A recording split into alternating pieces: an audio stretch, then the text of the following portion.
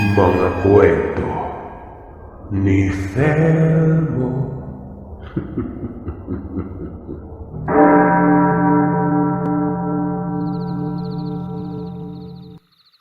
Ako po si Danilo. May ibabahagi akong kwento. Batay na rin ito sa salaysay ng Nanay Marisa ko. Lahat ng pangalan na mababanggit maliban na lamang sa akin ay ginamitan ko ng iba. Siyempre, masela ng kwentong ito at dapat ko ring protektahan ang reputasyon nila. Tagong lugar ng Negros, bandang bukid ng Amlan. Alam niyo bang laganap noon ang kababalaghan? Dito nakatira ang Mama Marisa ko. Bali, second point of view natin ang kwento para mas maging detalyado ang lahat at maganda pakinggan. Si Marisa noon ay laging pinapaalalahanan ng kanyang tatay na si Kanong na huwag makipag-usap sa lalaking si Jomel.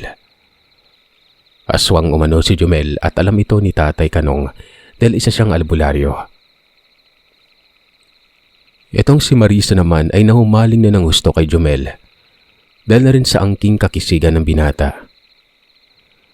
19 na taong gulang si Jomel habang si Marisa, 22. Bagamat angat ang edad ni Marisa, hindi niya na inisip yon dahil gusto niya si Jomel.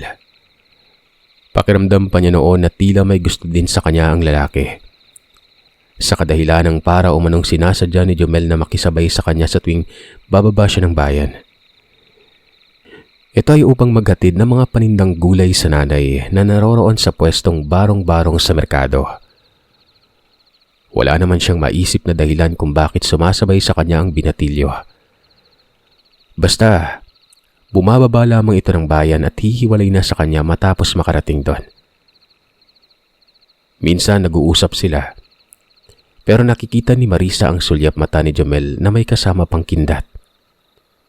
Wari bang mayati ditong kaligayahan para kay Marisa noon?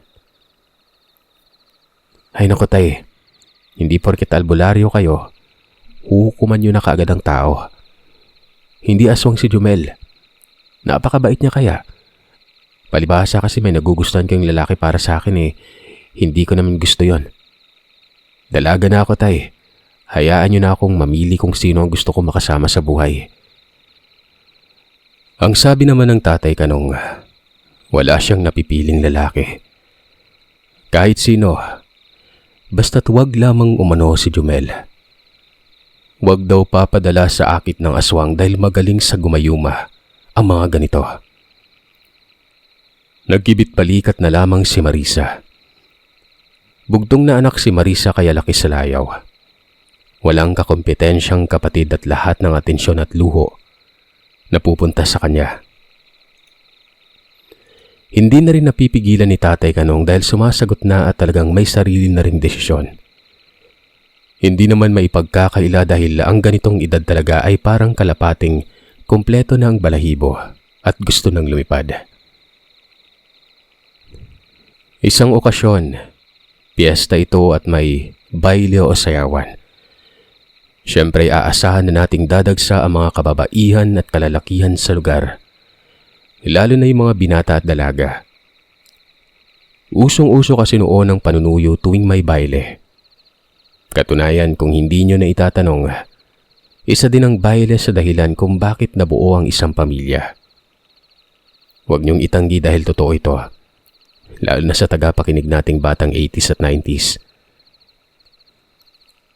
Ito namang si Marisa, nakikiuso din sa panahong yon. Lalo't may iilan din siyang barkada na may kaparehong layaw. Lipad ka agad at salang sa bailehan.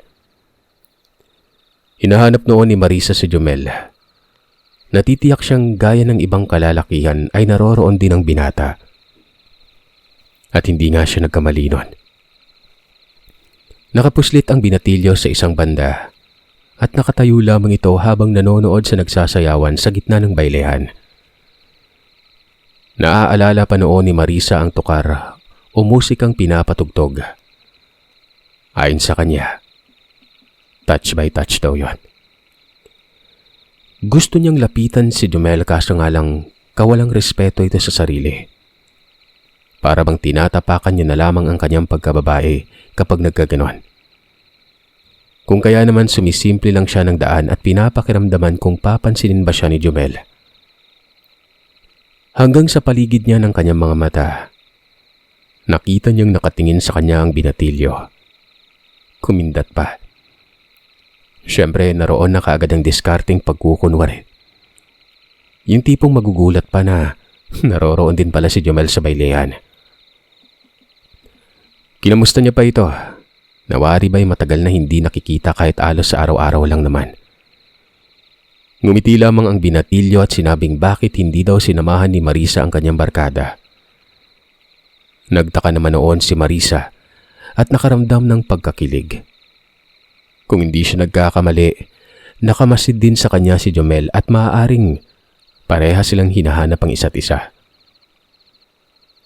Humaba ang usapan nila hanggang sa humantong na sa malalim na paksa.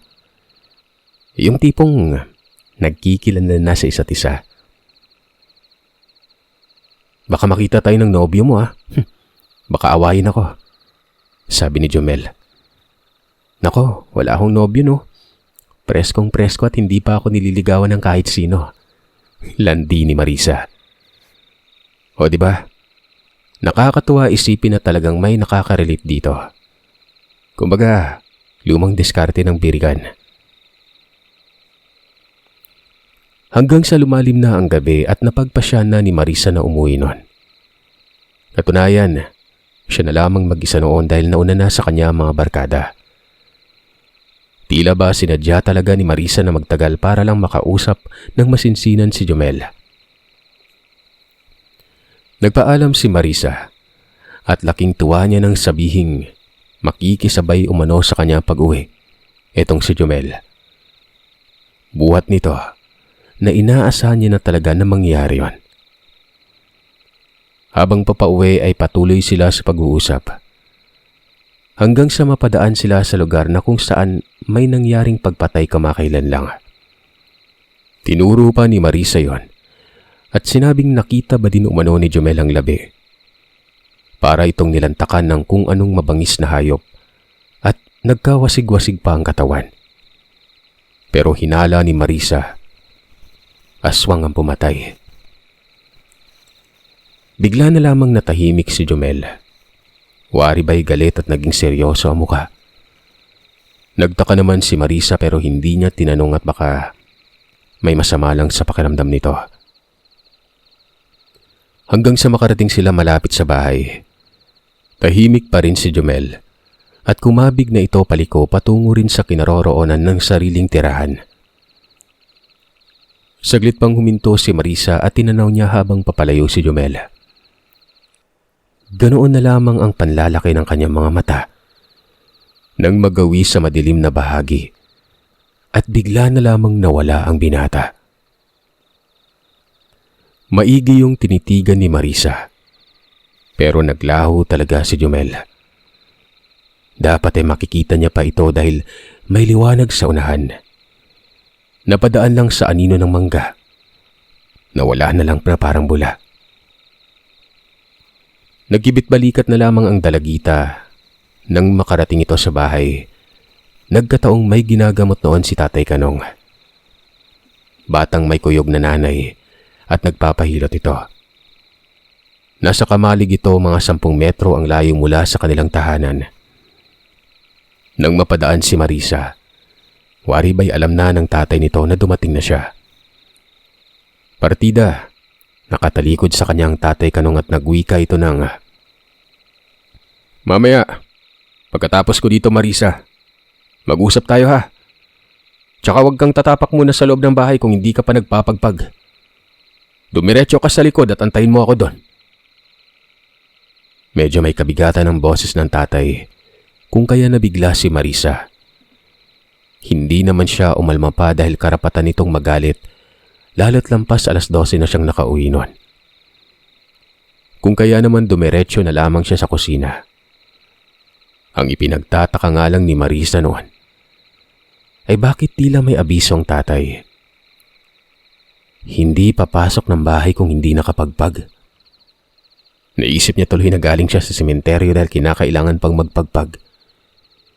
Idagdag pa dyan na pinadiretso siya sa kusina at hinala niya, pauusukan pa siya ng Tatay Kanong. Ang problema, sobrang tagal natapos ni Tatay Kanong doon sa paghihilot. Nabagot at nabanas na si Marisa. Idagdag pa dyan ang pagkaantok at napakarami pang lamok nun. Mag-aalas 2 na yon ng madaling araw. Nang matapos ang tatay, kaagad nagbitaw ng mga salaysay si Marisa. Kung bakit pa kailangang magpagpag. Mabuti sana daw kung madali lamang siyang pinagantay. Kaso, 1.5 oras umano yon. Ang sabi naman ng Tatay Kanong, pinaunlakan niya na lang ang pasyente gawa ng mataas ang lagnat nito pagsugod sa kanya. Tinitigan niya sa mata si Marisa. Tapos ay nilapit ang mukha ni Tatay Kanong na wari ba'y inaamoy ang dalagita. Kaagad namang nagreklamo si Marisa at ang sabi, hindi daw siya umiinom ng alak at hindi kailangang gawin yon ng kanyang ama. Pero, alam ko Marisa, tumahimik ka lang dyan at may hindi maganda akong nararamdaman. Lumapit ka ulit kay Jumel, ano? Ano namang paki niyo doon, tay? Natural lang naman yun eh. Inasa loob kami ng bailehan. Basta walang masamang ginagawa yun. Ayos lang yun, ano ka ba? Tugon ni Marisa noon. Umiiling-iling ang Tatay Kanong at ang sinabing hindi daw yun ang punto niya. Dati pa niyang pinaalalahanan ng dilag na huwag lalapit sa binatilyo dahil aswang nga ito. Namarkahan tuloy umano si Marisa ng walang kaalam-alam noon. Masyado kang mapusok at kung makasagot ka para kang nasa tama. Alam ba yung marka ng aswang? Kagad namang nagtanong si Marisa kung ano ba ang markang sinasabi nito. Ayon sa Tatay Kanong, ang marka umano ng aswang ay palatandaan na nilagay sa isang biktima.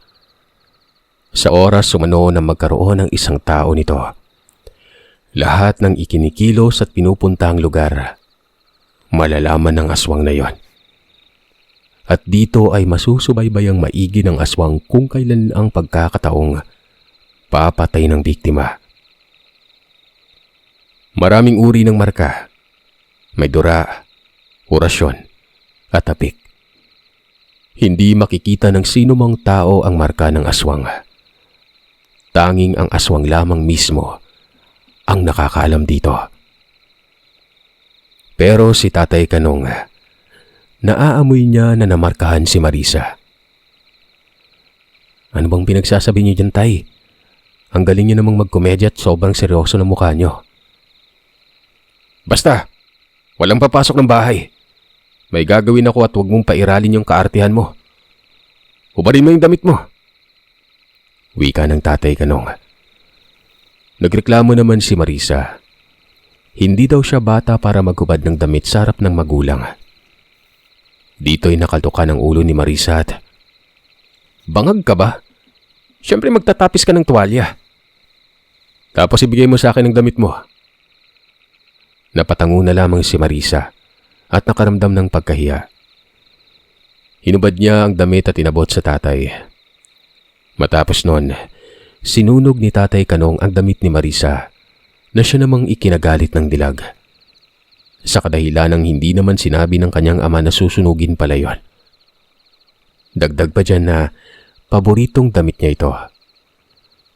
Pero hindi nagsasalita ang Tatay Kanong. Maya-maya pa, kumuha ng abo ang matanda at isinaboy sa buong katawan ng dalaga.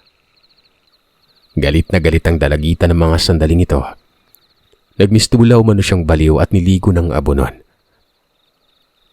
Ang sabi ng kanyang ama ay wag na umanong magreklamo si Marisa kung gusto pa nitong makauwi gawa ng kapag hindi daw at nagmatigas si Marisa, siya na mismo ang magpapalayas dito. Susunugin umano ng Tatay Kanong ang lahat ng kagamitan ng dalagita. Alam mo ba kung ano pang dahilan bukod sa marka, anak? Yanggaw. Gusto mo bang may mangyari sa'yo? Gusto mo bang maging aswang? Oh, ba't ka tumahimik? O pwes sumunod ka na lang sa kung anong nais ko mangyari. Diyan ka lang. Babalik agad ako. Mungkahi ng kanyang ama. Umalis ito at pagbalik ay may dala ng bunot. Sinigaan ng bunot. Nilagyan ng tawas tapos dahon ng buyo at siling pula. Pinausok ito kay Marisa. Naluha-luha na lamang si Marisa sa mga sandaling yon. Bukod sa napakatapang ng usok, mainit-init din ito sa balat. Para ba siyang pinapasok kahit hindi naman nakalapat ang apoy sa kanyang balat? Nang matapos ang proseso, nagmungkahi ang tatay na maligo na si Marisa at saka palang papasok ng bahay. Tandaan mo ito anak, sumusobra ka na. Hindi porket nag-iisa ka lang at sakto na sa edad, masusunod na lahat ng layaw mo. Tandaan mo, kami pa rin ang nagpapakain sa'yo. Sa oras na magkaroon ka ng trabaho, doon ka na magbulakbol. Hawak mo na yung buhay mo. Nang mga sandaling ito, sinasakyan lang talaga ni Marisa ang ginagawang yon ng kanyang ama. Para hindi na rin ito mag-ingay pa. Hindi kasi tumitigil ang tatay niya. Sa oras na galit ito, kahit buong maghapon pa ang abutin ay panay pa rin ito ng sermon at paalala sa kanya. Hindi na din kaila sa kanya ang pagbabanta nitong palalayasin siya sa bahay. Dahil hindi lang siya isang beses nagkamali. Marami na at paulit-ulit lamang ang mga salaysay ng kanyang ama. Medyo naiba nga lang ng konti sa puntong yon dahil nasa larangan na ito ng kababalagan. Para mas detalyado pa sa ating diwa ang kwento, ilalarawan ko ang postura ng bahay nila Marisa. Sakto lamang ito, isang palapag at masasabing isa sa mga payak na bahay noong panahong yon. Bungalow, may biranda. Naipatayo ito ng magulang ni Marisa buhat ng makabenta ng 1 ektarya ng lupain. Isa lang ang silid at ang kabuuan ng loob ay ang malawak na sala na naroroon na ang hapagkainan at sa gilid ay banyo. Marami namang kapitbahay. Katunayan, mga ilang metro lang ang tirahan ng tiyahin ni Marisa. Ilang distansya naman ang kalsada at may kanto doon na kung saan patungo naman sa tirahan nila Jumel. Balik tayo sa kwento. Sa hindi malamang dahilan, isang hapon, bumisita na lamang bigla si Jumel. Gulat na gulat sa puntong yun si Marisa. Nagkataon pang wala ang tatay Kanong dahil may pinuntang ahente na bumibili ng baka. Umupo si Jumel sa kamalig, tapos may bitbit itong kumpul ng bulaklak na santan. Animoy pang-alay sa altar ang hawak ng binatilyo. Kinilig si Marisa. Nakangiti. Kinakawayan niya si Jumel mula sa beranda. Tinawag niya pa ang pangalan nito at sinabing ang aga namang bumisita. Tumayo si Jumel. Lumapit at sinabing sinadya niya umano dahil wala ang tatay ng dilag. Dito napakunot ang mukha ni Marisa. Kaagad nagtanong kung paano na lamang wala ang kanyang ama. Ang sabi naman ng binata, napadaan umano ito sa harap ng bahay nila at doon na siya kaagad nagbihis at sumirit ng lakad patungo sa lugar. Nag-usap si Jumel at Marisa. Doon lamang ang mga ito sa beranda. Dito narinig ng dalaga mga malumanay at misteryosong salaysay ni Jumel. May pinagtapad ito sa dilag na siya namang halos nagpahinto panandalian ng paghinga ng dalaga. Dahil sa nabigla ito. Ang totoo, hindi talaga panunuyo ang sadya ko dito. Gusto ko lang malaman mo na hindi ako banta sa buhay mo. Wika ni Jumel. Hindi nakapagsalita si Marisa. Tinitigan niyang maigi ang mga mata ni Jumel na sobrang seryoso nito. Dagdag ng binatilyo. Nasaktan daw si Jumel noong nakaraang araw.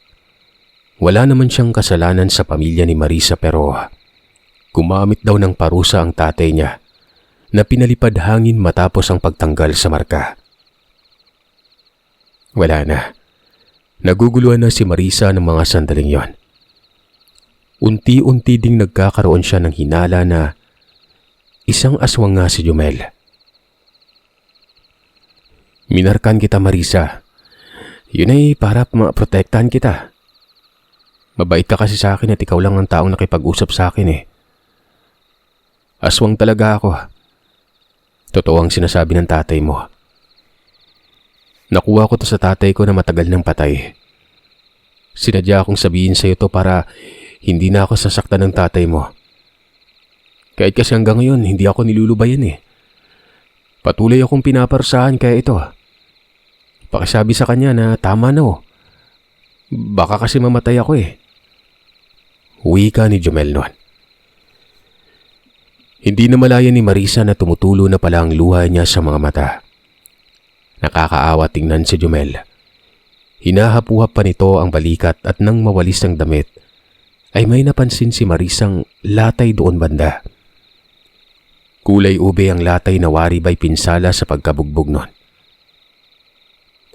Kagad pumasok sa isip ni Marisa na ito na ang tama ng parusa mula sa kanyang tatay Kanong. Ipagpalagay na lamang natin na nalaman na ni Marisa ang pagiging aswang ni Jumel pero hindi nagbago ang kanyang pananaw sa binatilyo. Parang wala lang. Sa halip, mas umantig ang nararamdaman niya ditong pagkagusto. Wala na siyang pake, aswang man ito o hindi. Sinabi ni Marisa na isisiwalat niya daw sa kanyang tatay ang paghihirap ni Jumel. Dagdag ng dalaga, walang ibang makakaalam sa pagkatao nito, maliban na lamang sa kanya at sa kanyang tatay Kanong. Tumango si Jumel at nangilid ang luha sa mga mata.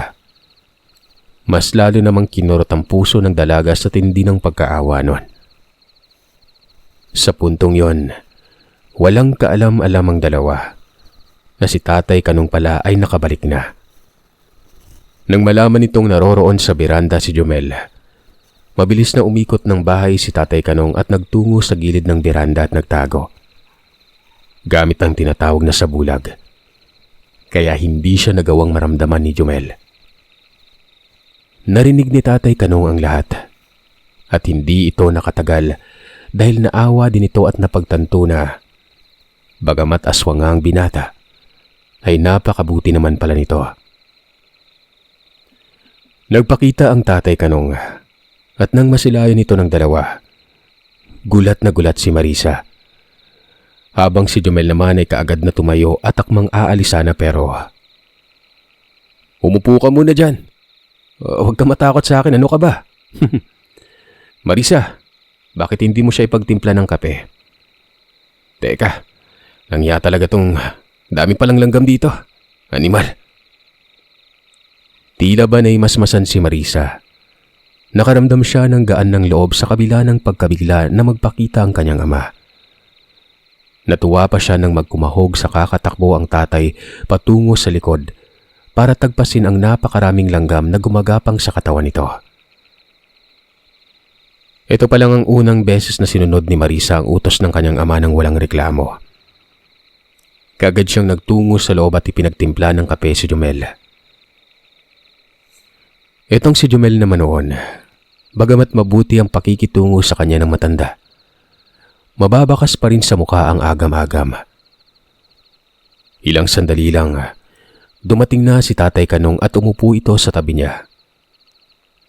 Unang bungad pa lamang, paghingi na ng pasensya ang bulalas ng albularyo. Ganoon na lamang ang pagsisisi nito dahil malalakas na parusa pa naman ang pinalipad ni tatay Kanong. At masasabing pangpatay talaga ito ng mga nilalang. "Noon pa man po, takot na ako sa inyo. Yung paglapit ko kay Marisa, hindi po banta yun eh. Gusto ko lang sanang ipaintindi sa inyo na hindi ako masamang aswang. Pero taliwas pala at dapat hindi ko na lang ginawa yun." "Ay, alam mo iyo, hindi ko alam kung bakit ako galit sa mga aswang eh. May ilan namang mabubuti pero hindi talaga mapagkakatiwalaan. Pero ang presensya mo ngayon kahit alam mong nag-iisa lang yung anak ko, walang bantang nararamdaman ko sa'yo. Pasensya ka na Dong ha. Ay, ano bang kinukupad-kupad mo dyan Marisa? Nauuhaw na yung bisita mo ng kape. Kape ka muna Dong, pang dagdag nervyos. Marisa, umupo ka dyan sa tabi ni Jomel. Mungkahi ng ama. Nagpatuloy sila sa pag-uusap. Sa pagkakataong yon ay magkasundo na si Tatay Kanong at Jomel. Katunayan, ginamot pa ni Tatay Kanong si Jomel noon. Binura ang parusang nakalapat sa katawan ng binata. Kung hindi nyo kasi na itatanong, maliban sa pagiging albularyo ng tatay, ay marunong din ito sa larangan ng kulam. Kumbaga, napakalalim ng karunungan nitong si Tatay Kanong. Walang sino mang nakipag-inkwentro dito para masubok ang kakayanan dahil alam nilang wala din silang ibabatbat sa matandang yon. Mula noon, naging bukas na si Tatay Kanong kay Jomel. Ang sabi daw nito, malaya na umanong magtungo sa bahay niya ang binatilyo. Masaya naman si Jomel sapagkat wala nang balakid pa sa kanya. Ito lang kasing si Tatay Kanong kinatatakutan niya sa lugar. Wala kasing papatay sa kanya kung hindi ang albularyong may taglay na mataas na karunungan. Sa mga nagdaang araw, napapadalas ng pagbisita ni Jomel. Walang masamang iniisip si Tatay Kanong. Malaki ang tiwala niya sa binatilyo. Mantakin mo, sugal buhay ang pagsuong sa lugar ng albularyo. Lalo pat alam ni Jomel na maaari itong ikasawi ng kanyang sarili pero matapang pa rin ito. Literal na mapagkakatiwalaan dahil kung hindi pa, hindi ito lalapit sa matanda. Nabiro pa nga si Jomel at Marisa. Ang sabi bagay daw silang dalawa. Para bang napalapit na rin ang loob ng Tatay Kanong at tila gusto pa nitong makatuluyan ni Marisa si Jomel. Hindi naman yon pinaniniwalaan ni Marisa dahil alam niya sa sarili na pinapagaan lang ang loob ni Jomel dahil sa kasalanang nagawa sa binata. Sus ni mo tay, huwag mo akong isilid sa bulsa mo. Alam ko na yung discarding yan. Bagay naman kayo talaga, pero hanggang dun lang. O tingnan mo sa kamalig, inaasikaso pa ang pasyente ko. Bagay talaga kayo anak. Ikaw, maputi, maganda, matangkad. Si Jomel naman, kulot ng buhok na mabait. Saan yung batayan sa pagiging bagay doon, tay? Puro ka talaga kalokohan. Hindi ko nga alam kung sinasakyan mo lang kami o hindi. Baka may pinaplano ka na naman dyan na hindi ko alam. Mana ka talaga sa lolo na puro na lang kapilyuan ng laman ng utak. Diyan ka na nga. Hanggang sa tumagal, para na ring anak ni Tatay Kanong si Jomel. Katunayan, nakikisabay na ang binatilyo sa pagkainan. Dito na malaya ni Tatay Kanong na hindi pala naasiwa sa asin at bawang si Jomel. Ito naman ang ipinagtaka ni Tatay Kanong, sapagkat alam niya kung anong uri ng aswang si Jomel noon. Kubot ito, na kayang makisalamuha sa mga tao pero naaasiwa pa rin sa mga pangontra. Namangha si Tatay Kanong sa binatilyo. Napagtanto niya na baka sinanay na si Jomel mula pa pagkabata na kumain lang na kontra sa pagiging aswang. Nga pala, itong kubot umano ayon kay Tatay Kanong. Pangkalahatang pangalan daw ito ng lahi ng mga kaskas. Mabagsik ang kubot lalo na kung may karunungan din ito. Pero karaniwan sa kanila, namumuhay lamang ng tahimik kagaya ng normal na tao. Balik tayo sa kwento. Makalipas ang ilang araw, hindi na bumisita pa si Jomel. Walang-wala naman yon kay Tatay Kanong. Iniisip nitong baka may pinagkakaabalan lang. Pero si Marisa, hindi na mapanatag. Paano ba naman kasi, nasanay na ang dalagita dahil halos araw-araw na sa bahay nila si Jomel. Nakiusap umano si Marisa sa Tatay Kanong na pupunta niya ang binata nun. Akala niya noon ay hindi papayag si Tatay Kanong pero ang sabi, sasama daw ito para kahit papano ay malaman din niya ang sitwasyon kung bakit hindi na bumibisita. At matanong na rin ang nanay nitong si Kuding kung anong dahilan. Ang pangalan ng nanay ni Jomel, Aling Kuding. Hindi ito aswang. Si Jomel lang. Pinuntahan nga nila ang bahay, pero ang naabutan lamang nila noon ay si Aling Kuding. Hinahanap nito ang anak dahil ilang araw na daw hindi umuwi. Biglang kinabahan si Tatay Kanong. Naging balisa ito at halatang may agam-agam. Sa mga sandaling ito, tanghaling tapat, naroon sila sa bandang kalsada nag-uusap nun. Nagtanong si Tatay Kanong kung nagpaalam ba ang anak ni Aling Kuding kung saan nagtungo pero wala naman siyang nabanggit. Akala ko nasa sa inyo lang. Nahiya naman ako magpunta alam niyo na kasi aswang yung anak ko Basta nitong mga nagdaang araw, para siyang problemado. Hindi ko naman tinanong. Abala kasi ako lagi. Sabi ni Aling Kuding. Ganun ba? Parang may hindi maganda. Sige, uwi na kami. At kung makikita ko yung anak mo, papauwiin ko. Itong batang tong talaga. Tara na Marisa. Umuwi ang magtatay. Balisa na rin si Marisa. Lalo't nakikita niya ang Tatay Kanong na parang hindi ito mapakalinon. Wari ba may hinalang hindi maganda? Pagkarating sa bahay, napansin ni Marisa na naghahanda ang Tatay Kanong. Nagsuot umano ito ng medalyong ayon kay Marisa ay tinatawag na dignom pero Roma ang simbolo. Wala namang alam ang dalagita kung para saan. Ang alam niya ay sinusuot lamang ito ng Tatay Kanong sa oras na may pasyente. Lalo't ang karamdaman nito ay malala. Nanatili ng mga 1 oras si Tatay Kanong sa sala. Naroon ito sa magkakasunod na altar na may iba't ibang klase ng mga ribulto. Tipikal na albularyo talaga. Dahil ito naman ang makikita natin sa loob ng bahay ng isang albularyo. Nakaupo lang sa gilid ng altar ang Tatay Kanong at sobrang tahimik nun. Maya-maya pa, nagutos ito kay Marisa na kumuha ng panggatong na nagamit na. Dalhin umano ito sa sala. Kumuha din ng batya at lagyan ng konting tubig. Sa mga puntong ito, hindi na bago kay Marisa ang mga inuutos ng tatay. Alam niyang pagtatawas ang gagawin nito. Kaagad naman siyang tumugon at ilang sandali lang na kumpleto niya ang ipinag-uutos nito. Mabilis na sinimula ni Tatay Kanong ang pagtatawas. Kinuha ang uling sa panggatong at dinurog ito hanggang sa maging pulbo. At habang nangyayari yon, pinaikot-ikot naman ang tubig sa loob ng batya. Maya-maya pa, sinaboy na ni Tatay Kanong ang uling sa loob ng batya na yon. Nagantay naman si Marisa sa kung anong magiging resulta. Wala kasi siyang alam sa kung paano basahin ang pagtatawas. Hanggang sa bigla na lang umanong nagsalubong ang kilay ni Tatang Kanong at ang sabi, "Walang hiya. Sabi ko na nga ba itong batang to bakit naman nagtungo doon?"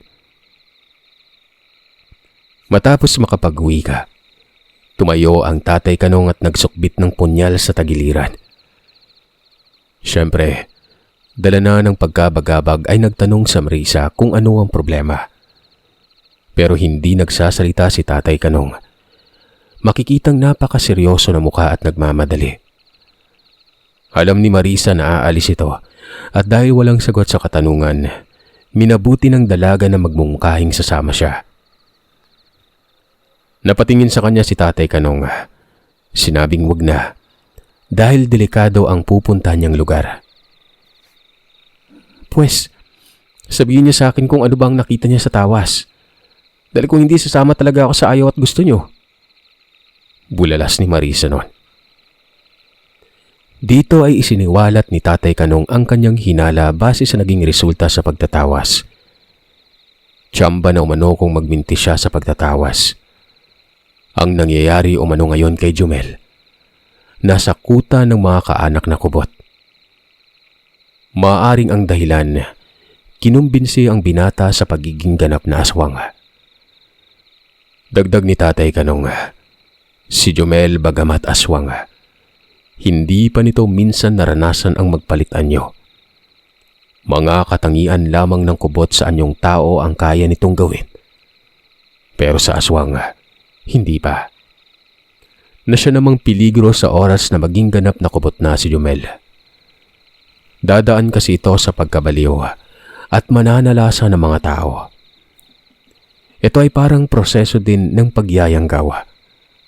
Ang diferensya nga lang ay aswang na talaga si Jumel at kulang na lamang ang pagiging ganap. Matapos sumano ng pagiging ganap, dito na lalabas ang totoong ugali ng isang kubot. Literal na hindi kaya pang itago. Malaki ang pagbabago kapag nangyari yon. Hindi na nila masisilayan si Jumel sa lugar. Bagkos ay doon na ito mananatili kung saan naroroon ang mga kaanak niya. Nahabag naman si Marisa. Nag-aalala siya sa sitwasyon ni Jumel. At bukod pa dyan, pati din sa kanyang ama. Kung ang pakay ng kanyang tatay ay puntahan si Jumel, tiyak na delikado ang kalalagyan ng tatay, lalo't nabanggit ang kaanak na aswang. Hindi maipagkakaila na pugad na mga kubot ang pupuntahan ng kanyang ama. Sasama ako, tay. Pakiusap sasama ako. Baliw ka ba? Dito ka lang. Hindi ko magagawa ng malaya ang pakay ko. Magiging pabigat ka lang. Paglilinaw ng kanyang ama. Humagulgol ng iyak si Marisa. At dito ay may sinabi siya kay Tatay Kanong na siyang mas lalong nagpataas ng tensyon. Ayon kay Marisa, magkasintahan na daw sila ni Jumel. Hindi niya lang inamin ito sa Tatay Kanong dahil baka magalit. Bukod ba dyan, may nangyari na umano sa kanilang dalawa. Walang hiya ka.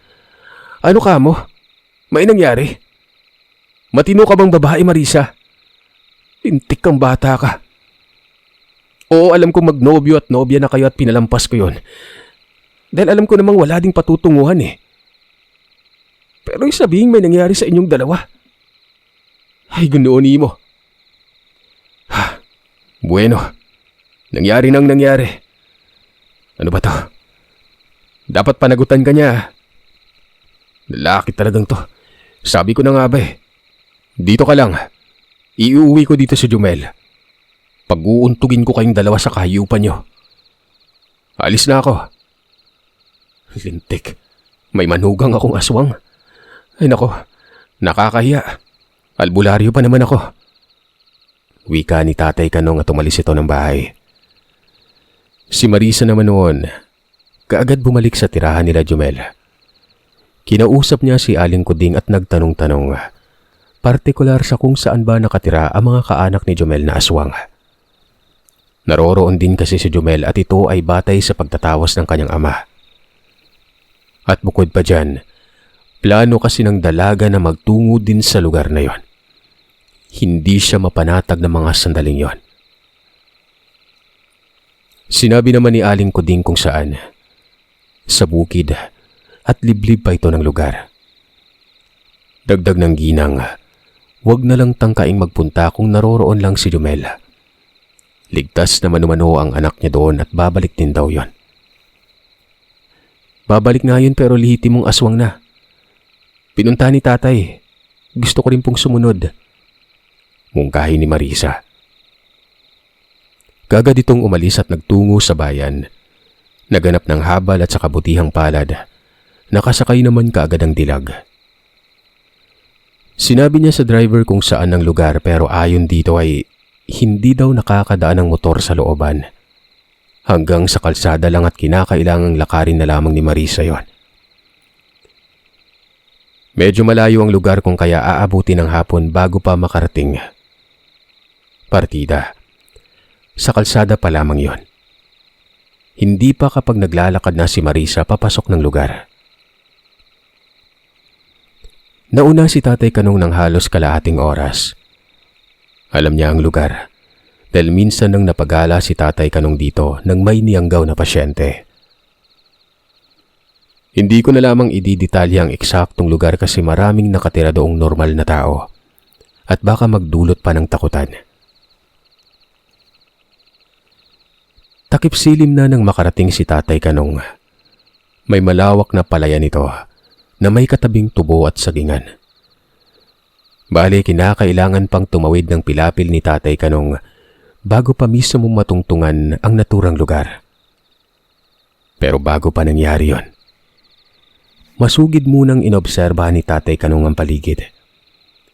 Hindi may pagkakailang malalaman ang presensya na doon dahil alam niyang ilan sa mga kubot ay may karunungan din.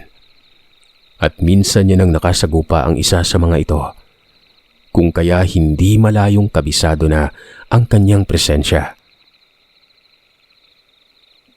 Hanggang sa dumilim na ng dumilim at wala naman siyang napansing kakaiba. Dito na tumawid ng pilapil si Tatay Kanong at nang makarating sa kabilang dulo, kaagad niyang sinipat ang ilang kabayan. Payapa ang lugar pero wala siyang nakitang taong gumagala sa paligid nun. Ilan sa mga bahay may ilaw, pero kadalasan, wala. Maya-maya pa, umabante na ng lakad si Tatay Kanong. Kalmado lang na parang taga roon din. Pero ang mga mata, alerto. May nahagip ang kanyang paningin sa gilid ng isang bahay. May taong nakikita si Tatay Kanong at wari ba'y nakamasid sa kanya.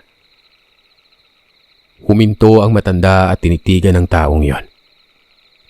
Hanggang sa unti-unti itong umabante ng lakad at nakita niyang isa palang matandang babae.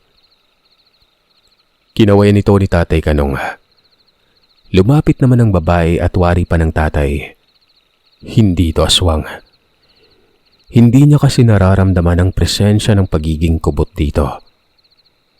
Pero natitiyak ni Tatay Kanong na kilala ng babaeng ito ang mga nakatira sa lugar.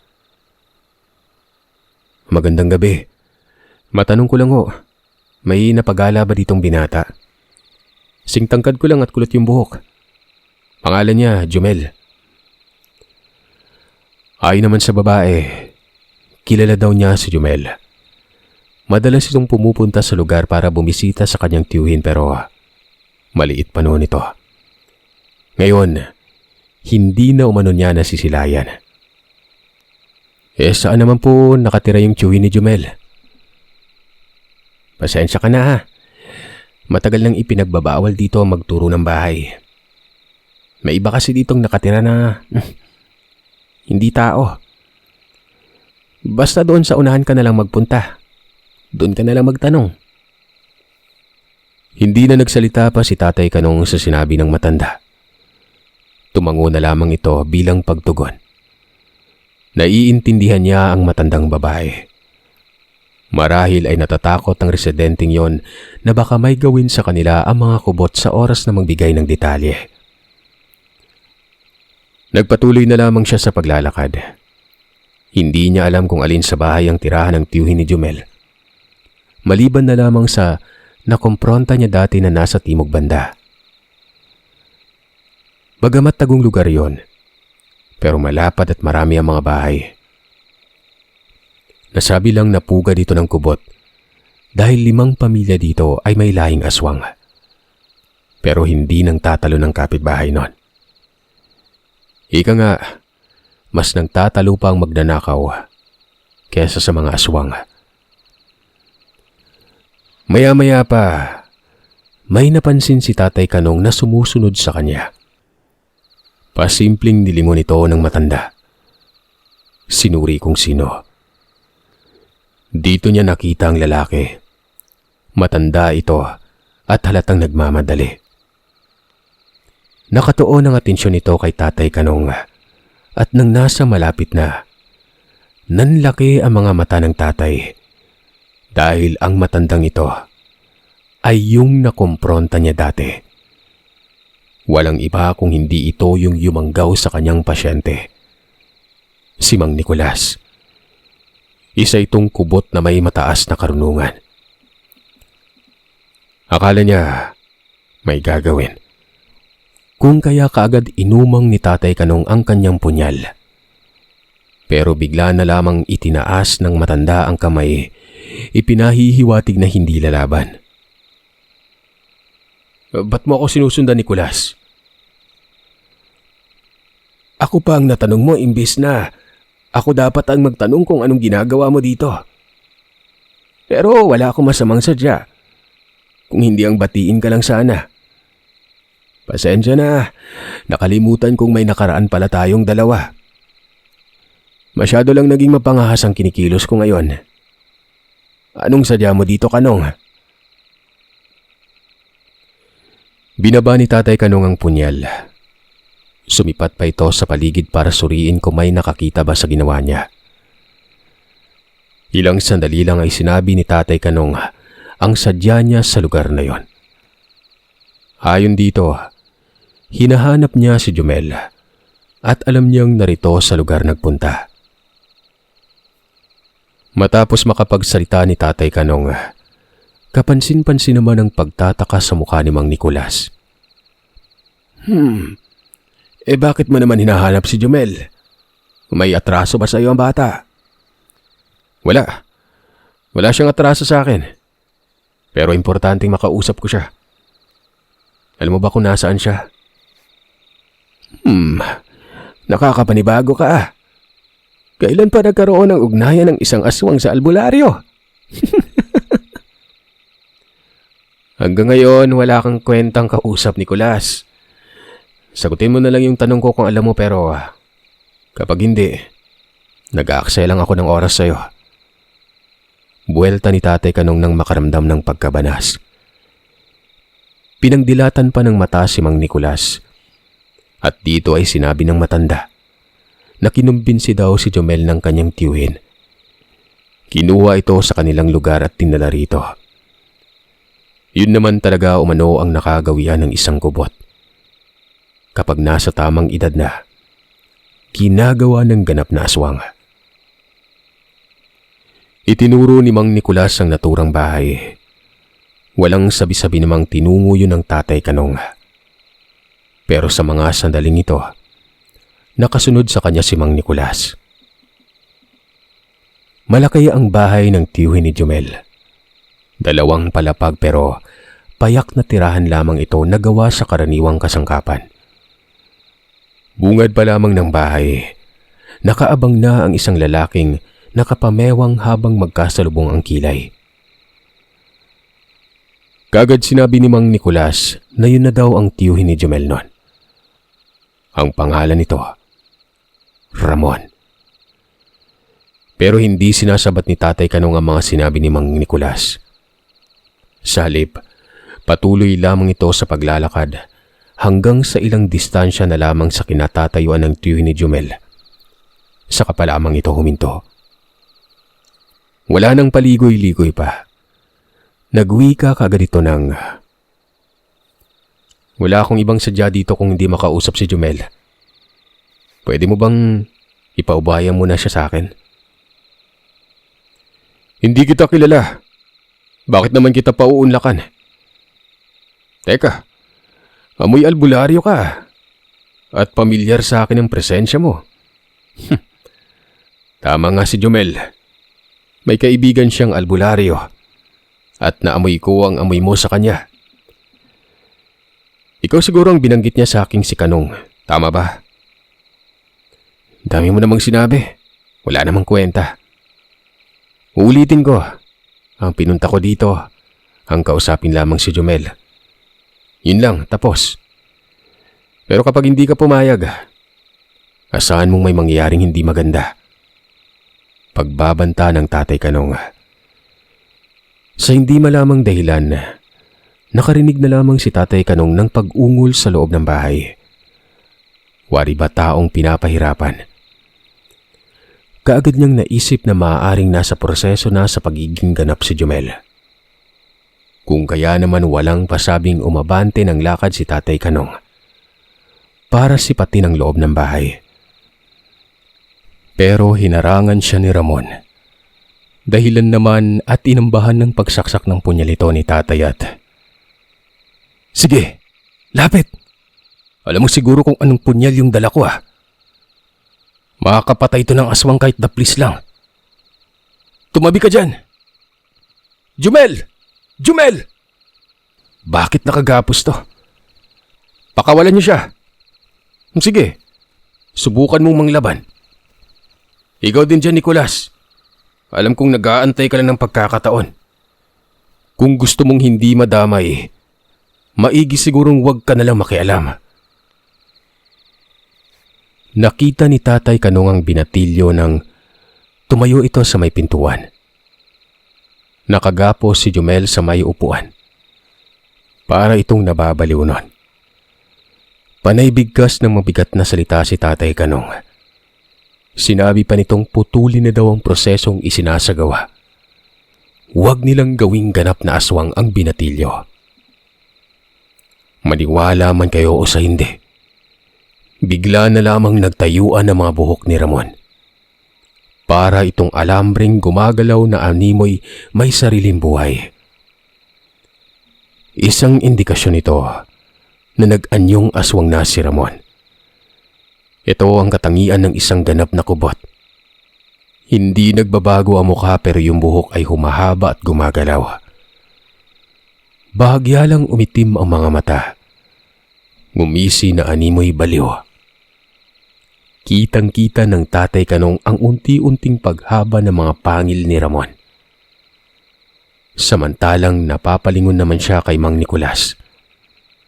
Napansin niya kasi ang kakaibang boses sa likod at doon ay nakita niyang nag-anyong kubot na rin ang matandang yon. Ang sabi pa nito, kung noong una ay nagawang hadlangan ni Tatay Kanong ang yanggaw, ngayon ay hindi na pwede. Dahil iba yon, kumpara ngayon. Tao daw yung dati, pero ngayon ay literal na aswang si Jumel. At pagpapaganap na lamang ang kulam, na siya namang nakagawian ng lahi ng mga kubot. Wala daw dapat makialam dito. Sumabat naman si Ramon. Kagustuhan umano ni Jumel ang pagiging ganap kaya hindi dapat manghimasok si Tatay Kanong. Sinungaling. Kilala ko si Jumel. Kung kagustuhan niya pa, edi sana hindi siya nagtangkang lumapit sa akin. Isa pa, sinabi sa akin ni Jumel na hindi siya magiging katulad ng kanyang ama. Patunay lang na sa pilitan niyong dinukot yung binata para lang maging ganap to. Sige, lumapit kahit na magkaalaman na. Wika ni Tatay Kanong. Paano ba naman kasi? Itong si Mang Nicolas ay umabante ng lakad at halatang may gagawing hindi maganda. Habang hawak ni Tatay Kanong ang punyal, panay siya ng haplos sa medalyon ng palipad ng malupitang pagparusa. Tumawa naman si Ramon. Ayon dito, sa lugar nila ay hindi umano umuubra ng orasyon dahil napaghandaan na ito ni Ramon. Alam na niyang magkakaroon siya ng komprontasyon sa isang albularyo. At ang taong yun ay walang iba, kung hindi ang bihasang si Tatay Kanong. Tumigil naman sa ginagawa ang manggagamot, nang mapagtantong hindi nga tumatalab ang kanyang pinapalipad na parusa. Kung kaya naman naiisip niyang napisikalang laban na ito, kung sakaling may kumusyong mangyayari nun. Habang unti-unting umaabante ng lakad papasok ng bahay si Tatay Kanong, inaambahan niya ng saksak si Ramon. Nakikita niyang lumapit na si Nicolas. Anumang pagkakamali ng kilos, talagang mauunahan siya ng mga ito. Pagkapasok niya ng bahay, nasilayan pa ni Tatay Kanong na may iba pang tao bukod kay Jumel. Dalawang bata itong umiiyak na yakap-yakap ng isang babae. Halatang asawa at anak ito ni Ramon. Nang tuluyang nakalapit si Tatay Kanong kay Jumel, ay hiniiwan niya ang lupid na nakagapos dito. Bumagsak sa sahigang binatilyo. Wari bang walang malay ang binata. Saka pa lamang ito magkaulirat nang sumalampak na ang katawan sa may sahig. Tumaing sa sakit si Jumel. Dali-dali naman itong inalalayan ni Tatay Kanong na makatayo. Matapos nun, sinipa ni Tatay Kanong ang mga bagay na nakalagay sa palibot ng pinagagapusan ni Jumel noon. Mga nakatirik na kandila, ilang ribultong, waring may wangis ng isang bathala. Dinampot din ito ang boteng may kung anong lamang likido at itinapon ito palabas ng bintana noon. Alam ng Tatay Kanong na ang mga bagay na yon ay gamit para gisingin ang pagiging ganap na kubot ni Jumel. Sa maniwala man kayo o sa hindi, ilang segundo lang ang namagitan. Nagsalita si Jumel at nagtaka pa ito kung bakit naroroon si Tatay Kanong. Tumahimik ka dyan. Sinundo kita ditong animal ka. Doon tayo mag-usap sa bahay kapag nakaalpas tayo dito. Sige, sisiguraduhin kong puso ang tatamaan sa oras na lumapit ka, Ramon. Nakikita mo naman siguro yung mga anak mo, di ba? Gusto mo ba silang lumaking walang ama? Pungad ng Tatay Kanong. Umamba kasi ulit ng pagsunggab si Ramon. Tumigil naman ito at kumabig sa gilid para makadaan palabas sina Tatay Kanong at Jumel. Nang nasa labas na sila ng bahay, para bang bihag si Jumel na guyod-guyod ng Tatay Kanong habang nakaduro ang punyal nito sa mga kubot. Malapit na sana sila noon sa bakuran ng maudlot ito dahil sa... Tay, anong nangyari? Ganoon na lang ang galit ni Tatay Kanong. Dumating si Marisa nang hindi niya inaasahan. Sangkatutak na sermon ang inabot ng dalaga. Ang sabi pa nito, nilalagay lamang ng dilag ang buhay nila sa alanganin nun. Nang makita naman nila Ramon si Marisa, ay wari ba'y natuwa ang mga ito. Si Mang Nicolas ay bigla na lamang naglaho sa dilim. Walang hiya! Ang tigas ng ulo mo, Marisa! Alam mo ba kung gaano kahirap bago ko pa nakuha si Jumel? Walang hiya ka talaga! Sobrang tigas ng ulo mo! Jumel! Uy! Alam kong nasa maayos na kalagayan ka na. Huwag ka magkunwaring may sakit. Kunwari ka ba dyan? Kitang nahihirapan na ako eh. Baka naman may naiisip kang paraan kung paano makatakas dito. Nawala pa si Nicolas. Matyagan niyo yung lugar niyo. Mungkahi ng Tatay Kanong. Pagsipat niya sa kinaroroonan ni Ramon, wala na rin doon ito. Ito naman ang mas lalong nagpataas ng tensyon.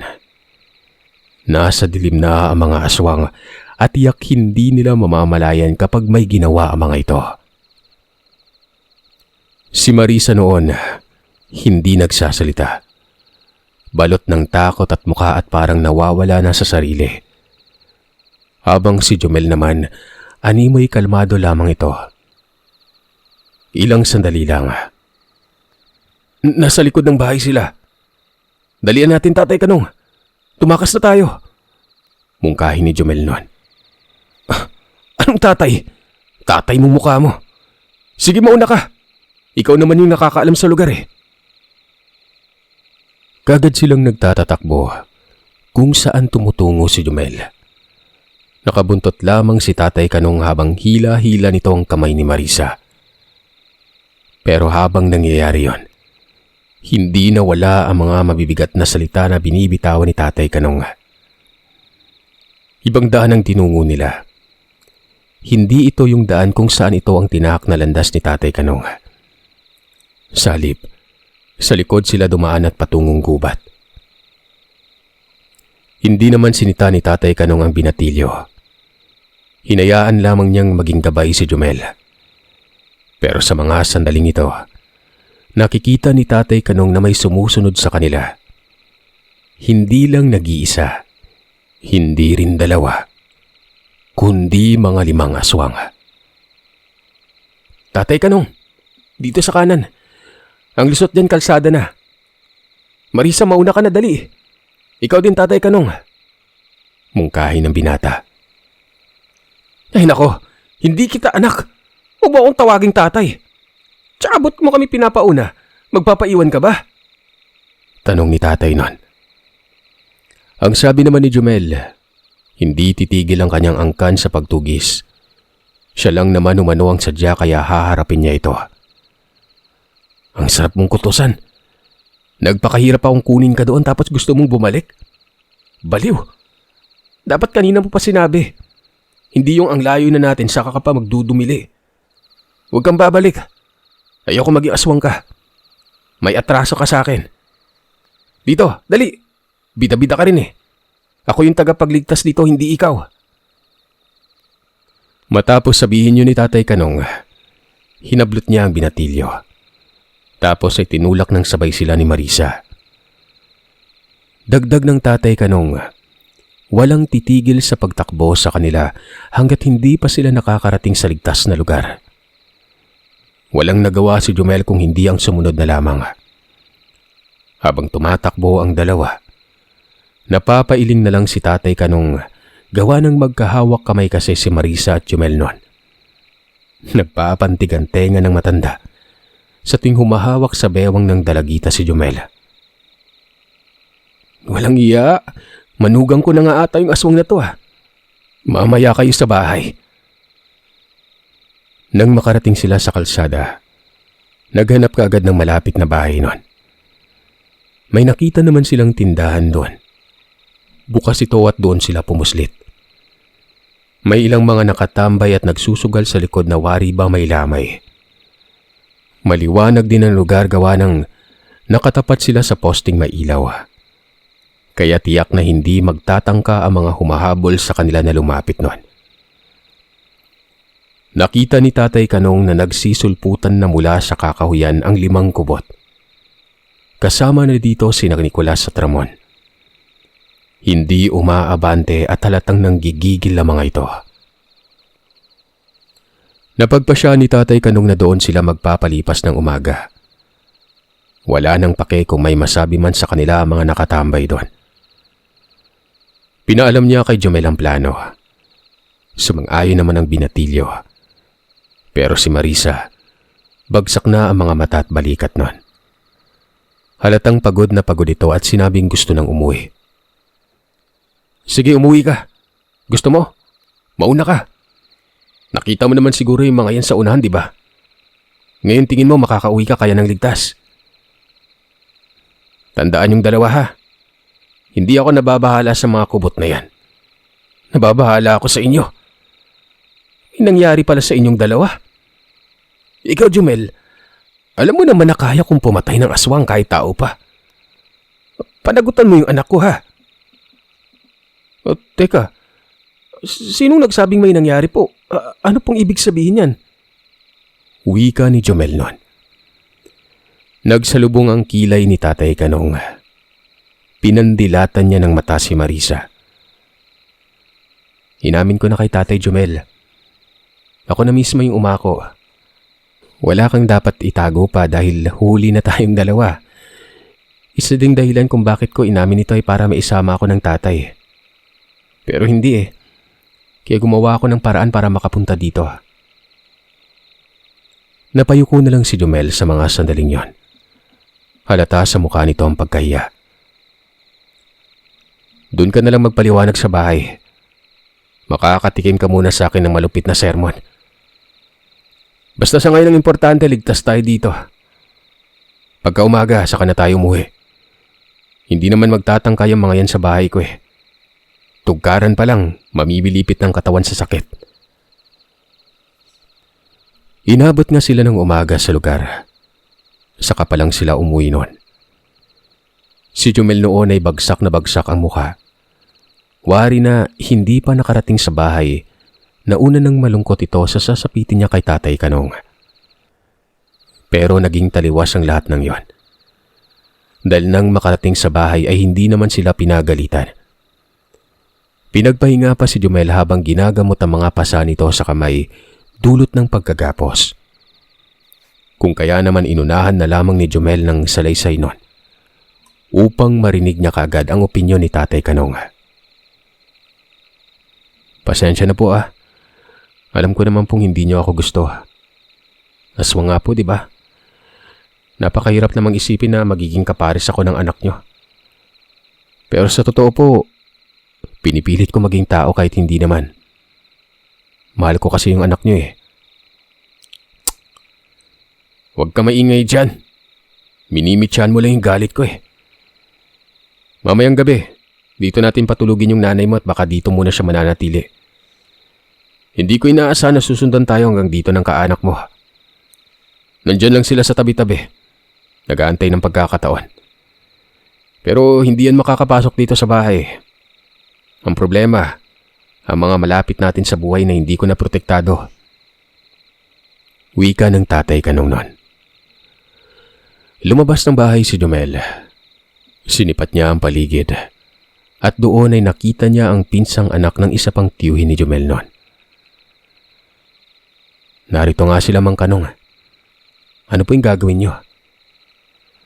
Ewan ko ba? Akala ko kasi kung ano lang sadya ni Tiyo sa akin nun eh. Yun pala gagawin niya akong ganap na aswang. Wala akong nagawa dahil pinagtulungan nila ako nang makarating ako sa kanila. Teka po, bakit niyo ako tinulungan? Bakit ka mo? Paano kung naging aswang ka? Tapos hindi ka pa rin nilulubayan ng anak ko? Dagdag pa dyan na nadisgrasya mo siya. Paano kung buntis to? Hey, hindi pa tayo tapos ah. Bueno, ako na bahalang puntahan yung nanay mo. Pansamantala ay dito muna siya habang pinapalipas natin yung pagtugis sa'yo ng mga kaanak mo. Hindi nakapagsalita si Jumel, pero naging masaya siya. Dahil alam niya sa sarili na sa kabila ng galit sa kanya ni Tatay Kanong, tanggap siya nito. Pagsapit ng hapon, mabuti at napabisita ang nanay ni Jumel, kung kaya naman hindi na kinakailangan itong puntahan pa. Ang nanay na lamang ni Marisa ang problema. Si Marisa ang bumaba ng bayan para abisuan ito na wag munang maninda. Sa halip ay umuwi na muna sa bahay nun. Ang pangalan ng nanay ni Marisa ay Nanay Lorena. Nagtanong pa ito kung bakit. Ipinaliwanag naman ni Marisa ang sitwasyon. Niwala naman si Nanay Lorena, kaya umuwi ito nang wala sa oras. Kinagabihan, lahat sila nasa bahay. Hindi naman nila pinagsabi sa mga kapitbahay ang nangyari dahil magdudulot lamang ito ng takutan. Ang problema nga lang, nagkataon ding may dumating na pasyente kung kaya dagdag isipin ito ngayon ng Tatay Kanong. Ito yung bata na may kasamang nanay na nagpahilot sa kanya. Sa oras na umuwi ang mga ito matapos ng pagpapahilot, hindi malayong may gawin ng mga nakaabang na kubot sa may labas. Kung kaya noon ay nagdahilan si Tatay Kanong na doon muna manatili ang pasyente. Oobserbahan nito ang kalagayan ng bata. Ang hindi alam ng mag-ina, may panganib palang nakaumang sa labas nun. Mabuti na lamang at sumang-ayon ng mga ito. Kaya noon ay para silang nasa loob ng posporo at magkakasunod sa sala habang natutulog. Si Tatay Kanong nasa beranda lang, habang si Jumel naman ay hindi mapakali. Naroon ito sa kusina, pabalik-balik ng lakad. 11:00 ng gabi, nagsimula ng umalinsangan ng paligid. Isang indikasyon na may aswang sa malapit. Kaagad namang inabisuan ni Tatay Kanong si Jumel na wag nang maglagi sa likod dahil kumikilos ng kaanak niya. Oobserbahan nila kung magtatangka itong pumasok ng lugar.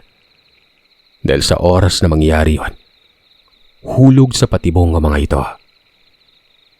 Silang tatlo lamang ni Marisa ang gising. Ang iba ay natutulog ng mahimbing.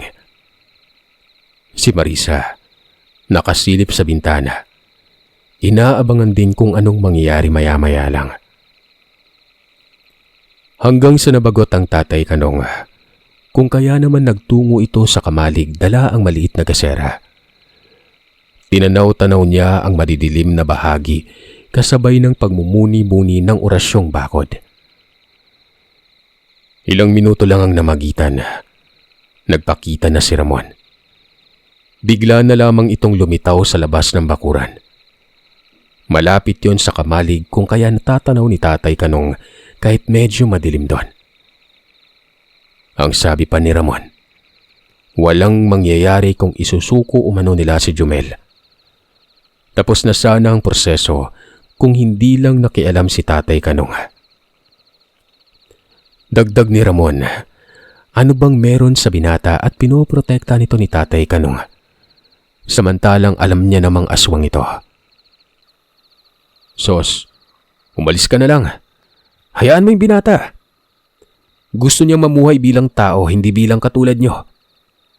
Kung hindi ako nagkakamali, kamag-anak niyo ang bumiktima sa taong natagpo ang patay doon malapit sa tulay, di ba?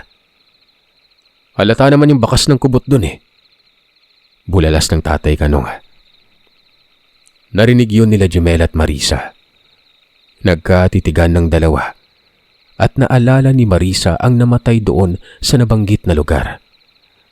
Ito yung nagkalasog-lasog na tao.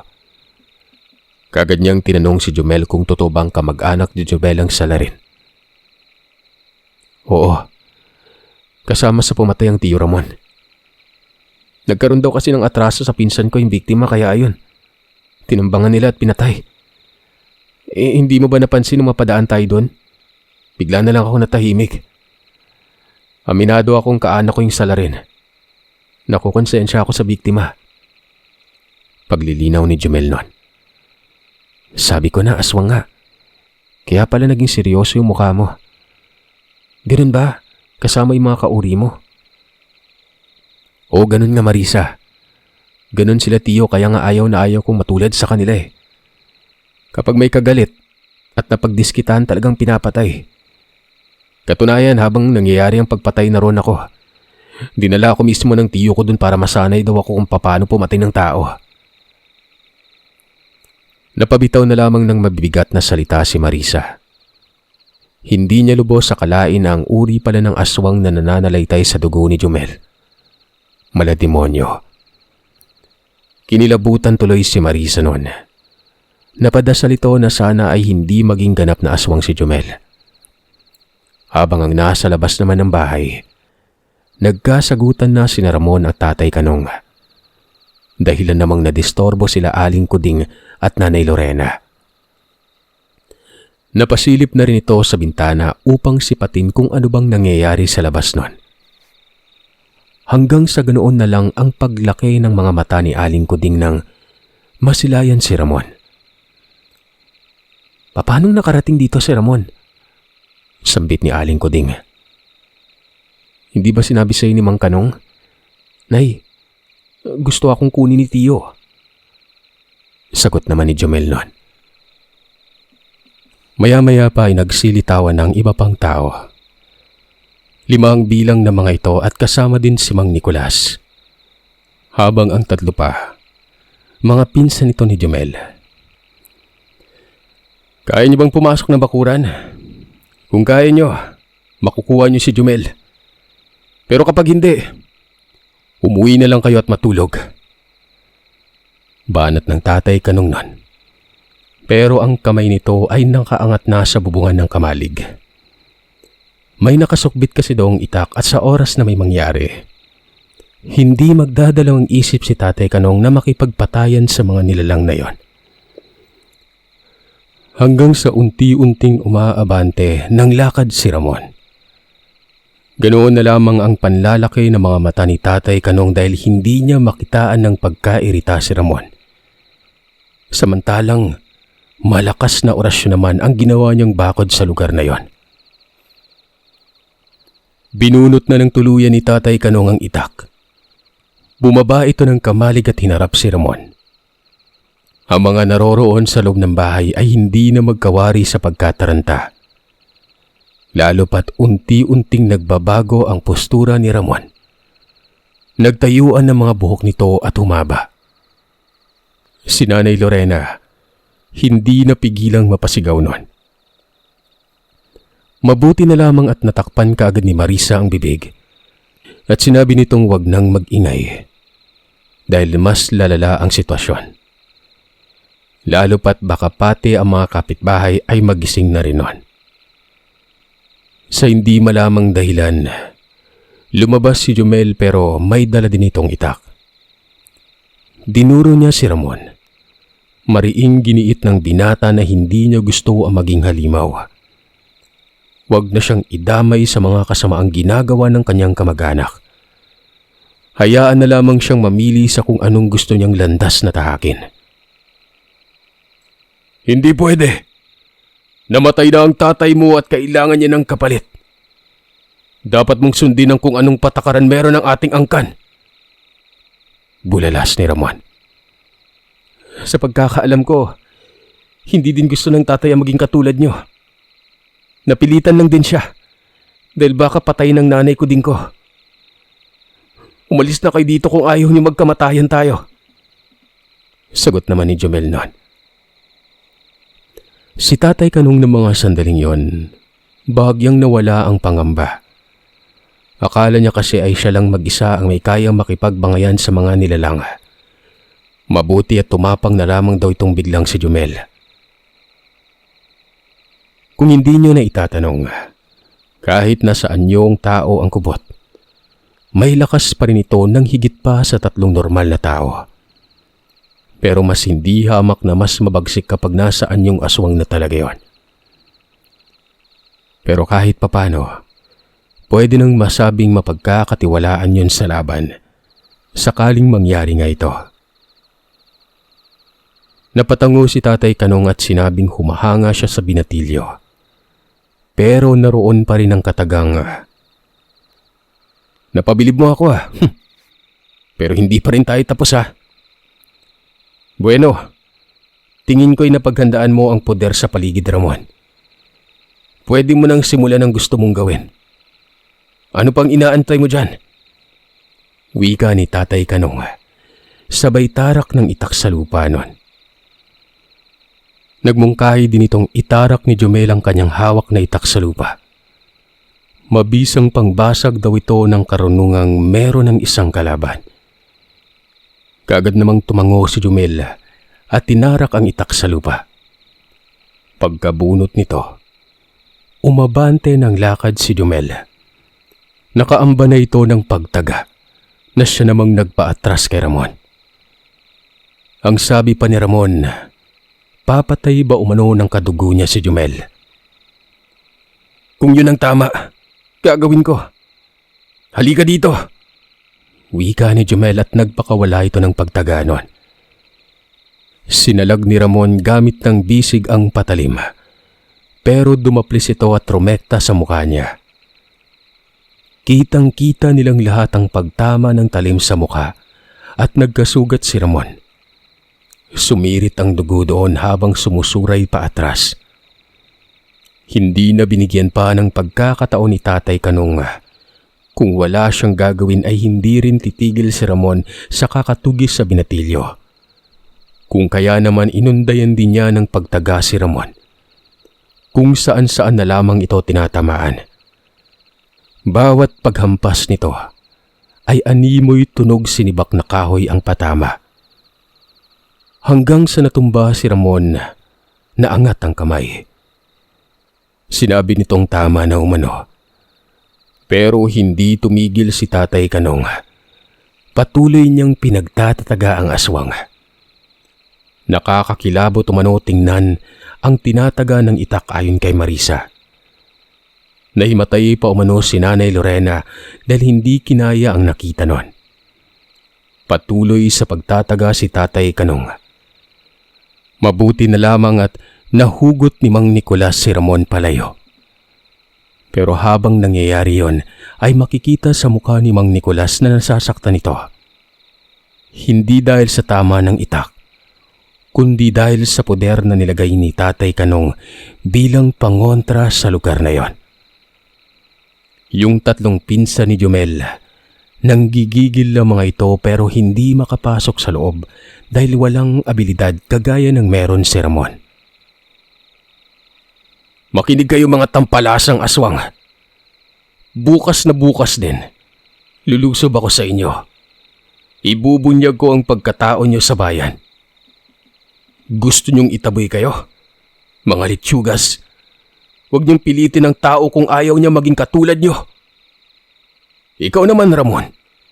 Pasalamat ka at pitatama ko lang sa paa at kamay mo ang pagtaga. Gusto pa kitang buhayin. Tandaan mo, sa susunod, pupugutan na kita ng ulo. Wala na akong pakialam kung anong mangyari sa akin. Makulong at mabulok sa bilangguan. Wala akong pakialam. Basta papatayin kita. Ikaw din, Nicolas. Ikalawang beses na tong inkwentro natin. Hindi ka pa rin nadadala, animal ka. Naniwala akong magmamakaawa ka sa akin pero wala din palang magbabago sa'yo. Pagbabanta ni Tatay Kanong. Sa kabila ng pag-uwikang yon, ay tila nagalit palalo ang mga pinsan ni Jumel. Dahilan namang nagpalit ng anyo ito sa pagiging kubot. Sa pagkakataong yun ay parang makikipagsapalaran na ang mga pinsan ni Jumel. Kahit pa man may poder na nakalagay sa lugar. Hindi nga nagkamali at lumusob ang tatlo. Sabay pa mga ito. Sasalubungin sana ni Jumel pero hinarangan ni Tatay Kanong. Sinabing atras at doon nila banda sa kamalig antayin. Walang sabi-sabi namang tumango si Jumel at umatras nun. Isa-isa nilang nakikitang bumabagsak na lamang sa lupa ang mga kubot na paparating. Parang mga baliwitong gumugulong at umuungol na waring may masakit sa katawan. Nagudyat ng pagtango si Tatay Kanong at senyas ng ibig sabihin pwede na nilang lapitan na mga ito at banatan pero wag papatayin. Si Jumel naman, ang pagkakaintindi niya ay patayin kaya tumakbo ito at tinaga ang pinakamalapit sa kanila. Kaagad namang tinapik ni Tatay Kanong. Mabuti na lamang at naabutan pagawa ng kung hindi. Sa leeg tatama ang itak. Doon lamang sa bisig ang daplis nito. Ang sarap mong kutusan. Hindi ibig sabihin ng patayin natin, kundi gulpihin lang. Gusto mo bang makulong? Tingin mo paniniwalaan yung aswang sa batas? Wika ni Tatay Kanong. Sinipa ng sinipa ang tinaga ni Jumel noon. Nagmakaawa pa ito. Magpinsan umano sila pero tinatalo ni Jumel. Pinsan? Tingin nyo pinsan ba yung turing niyang paglusob niyo dito? Saka mo palang sinabi yan nang maipit ka na. Sabat ni Jumel. Hinila niya ang mga ito palabas ng bakuran. Parang mga pagong na nakadapa at napakaamon ng mga mukha nun. Bumanat na rin ng banta si Jumel. Kung hindi nila kikilalanin na kamag-anak si Jumel, hindi din niya kikilalanin ng kamag-anak ang mga ito. Hanggang sa maya-maya pa, nabulabog na ng tuluyan ng lugar. May mga taong nagsilabasan sa kanilang bahay. Kung kaya naman ganoon na lamang ang mabilisang paglikas ng mga kubot. May nagtanong pa na kapitbahay kung anong nangyari. Ay nako, mga magnanakaw. Mabuti na lang namataan namin. Kaya ayun, sumibat. Pagdadahilan ni Tatay Kanong.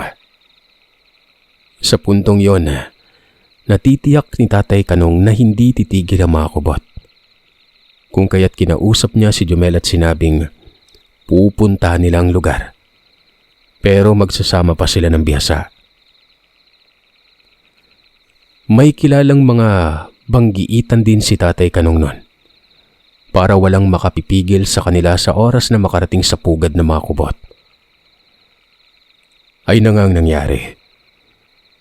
Kinabukasan din, pinuntahan ni Tatay Kanong ang mga kakilalang may karunungan.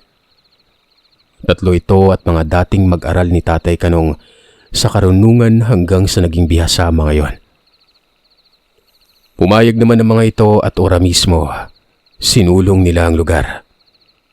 Kasama pa si Jumel at Marisa. Maliban pa diyan, May kasama din silang 2 pang residente. Para pag hinalaang isinawalat nga ni Tatay Kanong ang pagkatao ng mga kubot nun. Maniwala man kayo o sa hindi, pagkabungad pa lamang sa bahay nila Nicolas, ganoon na lamang ang pagmamakaawa nito na wag silang itaboy. Wala na silang ibang mapupuntahan. Aabisuhan na lamang niya si Ramon na hindi na gagambalain pa si Jumel.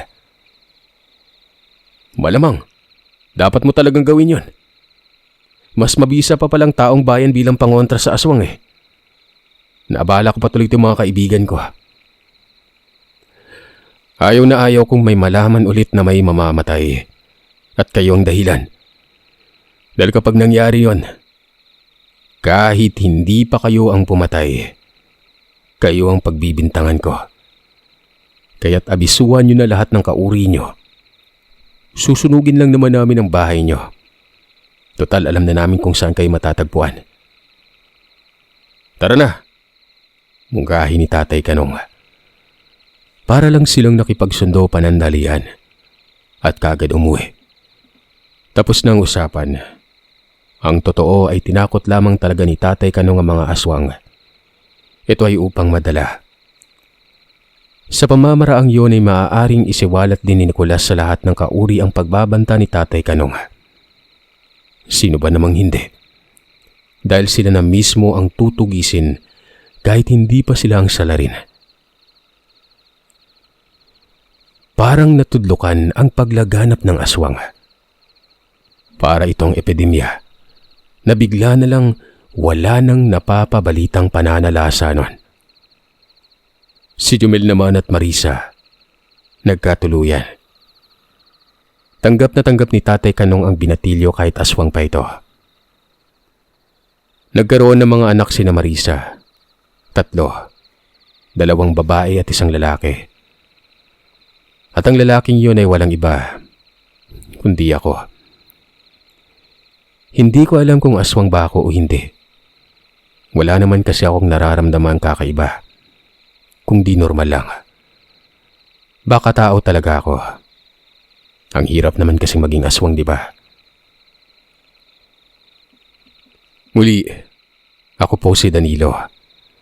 At ang lahat ng ito ay dahil lang sa isang pag-ibig sa aswang.